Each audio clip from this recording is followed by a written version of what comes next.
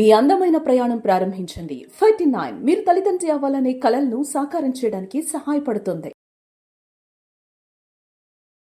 Welcome to Suman TV. Right now నేను Secunderabad 39 fertility centre లో ఉన్నానండి. డాక్టర్ హారిక గారు మనతో పాటు ఉన్నారు, వారితో మాట్లాడదాం. మ్యామ్ నమస్తే. మ్యామ్ హలో అండి. హిస్ట్రోస్కోపీ అంటే ఏంటి మేడం? ఎలాంటి సందర్భాల్లో ఇన్ఫెర్టిలిటీకి సంబంధించి ఇది ఉపయోగిస్తారు? అసలు ఫుల్ గా డీటెయిల్స్ అబౌట్ హిస్ట్రోస్కోపీ మేడం ఏంటి అది? సో హిస్ట్రోస్కోపీ అంటే ఏంటి అంటే ఒక మినిమల్లీ ఇన్వేజివ్ సర్జరీ. అంటే ఓకే, అంటే డే కేర్ ప్రొసీజర్. సో దానికి పేషెంట్ వాళ్ళు మార్నింగ్ వస్తారు, ఈవినింగ్ వరకు అడ్మిట్ అవుతారు అండ్ ఈవినింగ్ డిశ్చార్జ్ చేస్తాం అన్నమాట. ఓకే. సో దీంట్లో ఏం చేస్తామంటే ఒక Yes. కెమెరాని గర్భసంచిలో పాస్ చేసి గర్భసంచి క్యావిటీ ఎలా ఉంది, గర్భసంచిలో ఎటువంటి ప్రాబ్లమ్స్ ఏమైనా ఉన్నాయా లేదా అనేది తెలుసుకుంటాం అన్నమాట. దీనిలో 2 టైప్స్ ఉంటాయి. ఫస్ట్ వచ్చేసి మనకి డయాగ్నోస్టిక్ హిస్టోస్కోపీ, సెకండ్ వచ్చేసి థెరప్యూటిక్ అంటారు.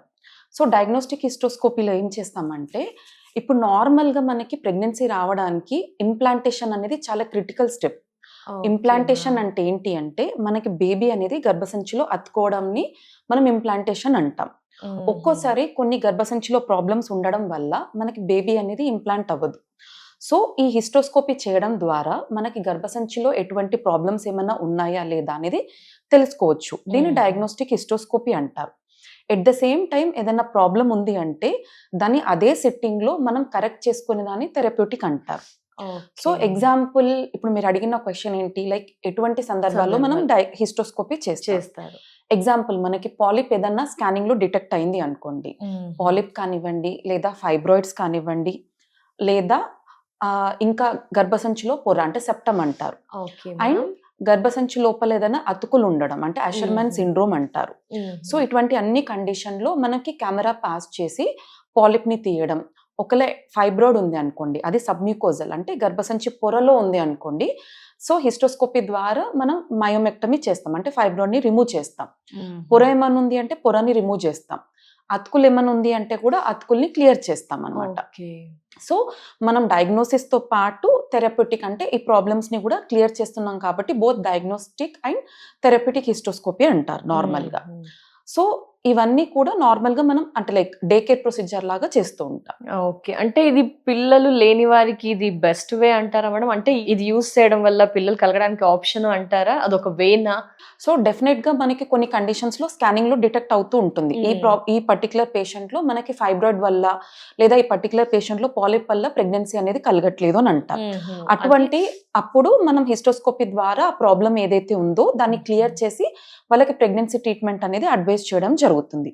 ఇంకొన్ని కండిషన్ లో లైక్ అన్ఎక్స్ప్లెయిన్ ఇన్ఫర్టిలిటీ అంటారు, అంటే అన్ని బాగుంటాయి, ట్రై చేస్తున్నారు బట్ ప్రెగ్నెన్సీ కలగట్లేదు. అలాంటప్పుడు మనం హిస్టోస్కోపీ చేసినప్పుడు స్కానింగ్ లో కొన్ని ఫైండింగ్స్ ఏమైనా మిస్ అయినప్పటికీ కూడా హిస్టోస్కోపీ ద్వారా మనకి డిటెక్ట్ అవుతూ ఉంటది. ఎగ్జాంపుల్ ఫ్లిమ్జీ అడేషన్స్ అంటారు. అతుకులు అన్నట్టు జనరల్ గా మనకి స్కానింగ్ లో తెలియదు.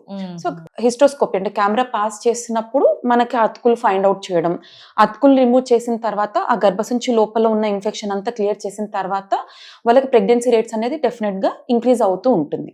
అండ్ ఇంకొకటి రికరెంట్ ఇంప్లాంటేషన్ ఫెయిల్యూర్ అంటారు. అంటే మనం IVF చేస్తూ ఉంటాం, 3 times పెట్టాం, ప్రెగ్నెన్సీ అందలేదు. ఎందుకు అందలేదు అనేది కూడా మనం ఈ హిస్టోస్కోపీ చేసినప్పుడు లోపల ఏదైనా ఎండోమెట్రైటిస్ ఉందా అంటే ఇన్ఫెక్షన్ ఏదైనా ఉందా, ఇన్ఫ్లమేషన్ ఏదైనా ఉందా అనేది చూసుకోవచ్చు. సో దీనివల్ల కూడా ఈ ప్రొసీజర్ చేయడం వల్ల కూడా మనకి ఎండోమెట్రియం అనేది స్క్రేప్ చేయడం వల్ల ఎండోమెట్రియం క్లీన్ అయిపోయి, అండ్ సపోజ్ థిన్ ఎండోమెట్రియం ఉంది అనుకోండి అంటే గర్భసంచి పొర చాలా సన్నగా ఉంది అనుకోండి, వాళ్ళకి PRP చేయడం వల్ల కూడా మనకి ఎండోమెట్రియల్ థిక్నెస్ పెరిగి కూడా ఇంప్లాంటేషన్ రేట్స్ ఇంక్రీజ్ అయ్యి ప్రెగ్నెన్సీ రేట్స్ అనేది ఆటోమేటిక్ గా ఇంక్రీజ్ అయ్యే ఛాన్సెస్ అనేది డెఫినెట్ గా ఉంటుంది. ఎస్, అంటే దీనికి సర్టన్ ఏజ్ గ్రూప్ ఏమైనా లిమిట్ ఉంటుందా? సక్సెస్ రేషియో ఎలా ఉంది? ఇంకా చేస్తూ ఫర్దర్ గా కాంప్లికేషన్స్ ఏమైనా చూడగలుగుతామా? ఏంటి దీని గురించి ఒక డీటెయిల్స్? సో దీని సక్సెస్ రేట్స్ అంటే ఇప్పుడు ప్రతి ఒక్క పేషెంట్ రాగానే మనం హిస్టోస్కోపీ అనేది అడ్వైస్ చేయాలి. ఈవెన్ ఇన్ న్యాచురల్ ప్రెగ్నెన్సీ అయినా, IUI ప్రెగ్నెన్సీ అయినా, IVF ప్రెగ్నెన్సీ అయినా కూడా ఇండివిజువలైజ్ చేస్తాం అనమాట ట్రీట్మెంట్ ప్లాన్ అనేది. సో ఆ పేషెంట్ పర్టికులర్ కండిషన్ అంటే ఇండికేషన్ ఉందా లేదా అనేది ఫైండ్ అవుట్ చేశాకనే ఆ పర్టికులర్ పేషెంట్ కి మాత్రమే మనం హిస్టోస్కోపీ పోస్ట్ చేస్తాం. సో డెఫినెట్ గా వితౌట్ హిస్టోస్కోపీ మనం కంపేర్ చేసినట్టయితే సో ఇన్ఫర్టిలిటీ రేట్స్ అనేటివి మనకి అంటే ప్రెగ్నెన్సీ రేట్స్ అనేటివి డెఫినెట్ గా హిస్టోస్కోపీ చేసిన పేషెంట్స్ కి ఆటోమేటిక్ గా ఒక 5 to 10% అనేది డెఫినెట్ గా ఇంక్రీజ్ అవుతూ ఉంటుంది. అండ్ ఏజ్ గ్రూప్ వచ్చేసి మనకి ఈ పర్టికులర్ ఏజ్ గ్రూప్ లోనే హిస్టోస్కోపీ చేయాలనేది ఏమి ఉండదు. ఇట్ ఈస్ ఆల్ ఇండివిజువలైజ్డ్, అంటే ఇండివిజువల్ కండిషన్ బట్టి మనం హిస్టోస్కోపీ అనేది అడ్వైస్ చేస్తూ ఉంటాం. అండ్ కాంప్లికేషన్స్ విషయానికి వస్తే it all depends on expertise of the doctor. So ఒక్కొక్కసారి కెమెరా పాస్ చేసినప్పుడు ఏమవుతుంది అంటే యూట్రస్ పర్ఫోరేషన్ ఉండొచ్చు, అండ్ ఒక్కోసారి కూడా అనెస్థీషియా రిలేటెడ్ కాంప్లికేషన్స్, లేదా మనం మీడియా పంపిస్తాం అనమాట.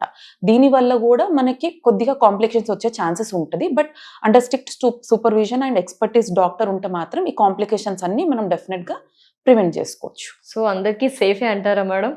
డెఫినెట్ గా ఇప్పుడు మేము చేసిన భయపడాల్సిన అవసరం ఏమైనా ఉంటుందా? No, no. Procedure different. So definite గా మీరు అంటే ప్రాపర్ అంటే కన్సల్టెంట్ ని కలిసినట్టయితే, ప్రాపర్ ఎక్స్పర్టైజ్ డాక్టర్ ని కలిసినట్టయితే, సో ప్రాపర్ అనస్థీషియా టీమ్ ఉంటారు, అండ్ ఓటీ టీమ్ ఉంటారు, అండ్ డాక్టర్ టీమ్ ఉంటారు, కాబట్టి టెన్షన్ పడాల్సింది ఏమీ లేదు. Thank you so much madam. Hysteroscopy గురించి పూర్తి వివరణ మాకు మా వ్యూయర్స్ కి అందించింది. Thank you so much. నమస్తే మా.